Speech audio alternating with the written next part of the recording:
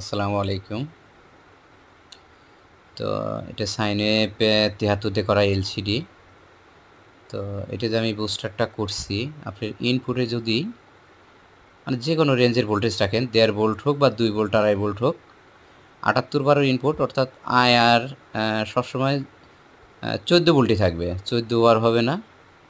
তার মানে আপনি এই জায়গায় যদি ৭৮/১২ ব্যবহার নাও করেন তারপরেও কাজ হবে, ব্যবহার করতে পারেন, ব্যবহার করলে ভালো, না করলেও সমস্যা নেই। তো সবসময় কনস্ট্যান্ট থাকবে, ভোল্টেজ আপ ডাউন করবে না, সবসময় আয়ারের ভোল্টেজটা একই ধরনের থাকবে। তো এই জন্য করা, আর নিখুঁতভাবে করা, আর কোনো পার্টসের এরর নাই।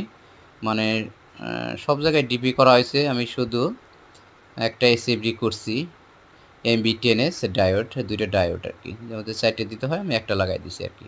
এই এসএমডির ভিতরে একটাই আছে। আর এই জায়গায় দেখেন ফিল্টার আউটপুট ক্যাপাসিটারটা দিয়েছি বোর্ডের সাথেই, বোর্ডের সাথে দেওয়া হয়েছে। এটা একটা ওয়ারিং করা অনেক ঝামেলা, এই জন্য বসাই দিয়েছি। আপনি যত বড় ফিল্টার আছে ওইটাও ইউজ করতে পারবেন। ধন্যবাদ।